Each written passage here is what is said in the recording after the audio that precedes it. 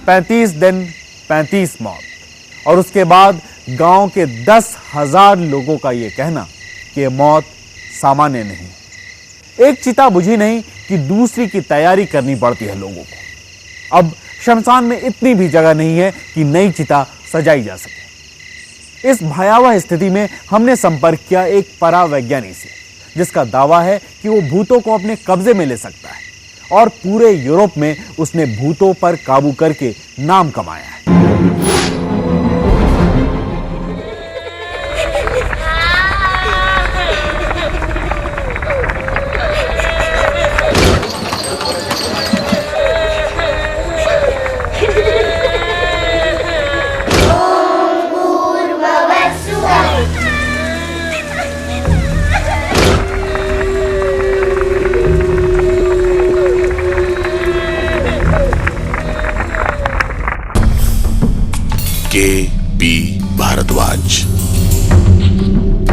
KP. Bhardwaj पिछले एक दशक से पैरानॉर्मल साइंसेज यानी पराविज्ञान का प्रयोग कर रहे हैं। इन्होंने यूरोप के दर्जन भर से ज्यादा देशों के लोगों को रूहों से होने वाली समस्या से उबारने में मदद की है। बुरी बलाओं से निपटने का इनके पास कोई ना कोई रास्ता होता है। कोहन गांव के लोग जिस मुसीबत से गुजर रहे हैं, क्या उनसे निपटने का इनके पास कोई रास्ता है? यही सोचकर के.पी. भारद्वाज से हमने कोहंड में चलने की गुजारिश की।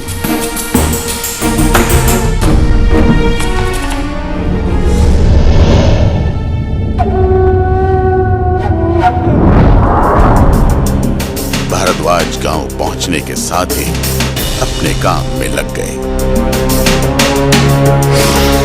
गांव को अभी तक उन्होंने देखा भी नहीं था, लेकिन सफेद कागज पर भारद्वाज ने गांव का खाका खींच दिया।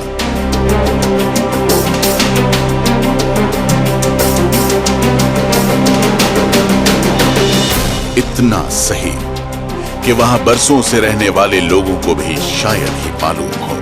एक बार ऐसे हैरत तो तब शुरू हुई जब उन्होंने बताया कि पहली मौत कहां हुई होगी और अगली मौत कहां होगी। जो मौत हो रही है शमशान के अपोजिट साइड में हो रही है, उसकी उल्टी दिशा में ये मौतें हो रही हैं और ये क्लॉकवाइज और एंटी क्लॉकवाइज दोनों तरीके से ये मौतें हो रही हैं।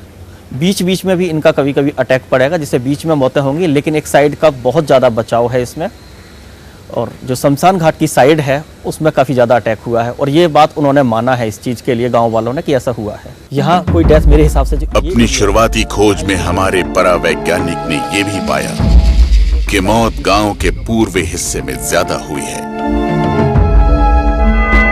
ये तथ्य हमारे जहन में था।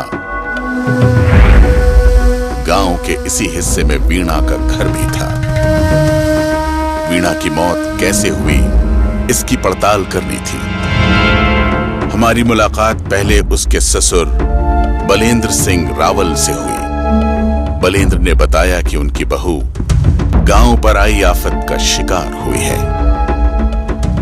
गांव वाले तो ये महसूस कर रहे हैं कि भी गांव पे कोई लड़ाई है।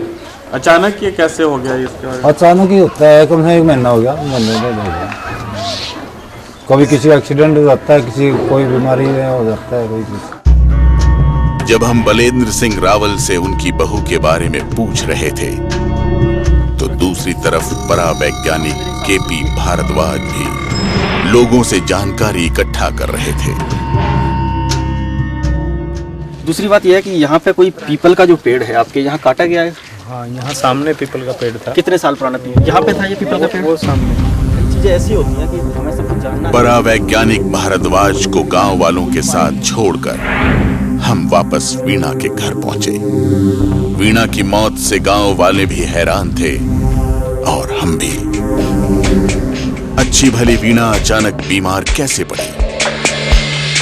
यही सवाल हमने उसके पति महेंद्र सिंह के सामने रखने की सोची।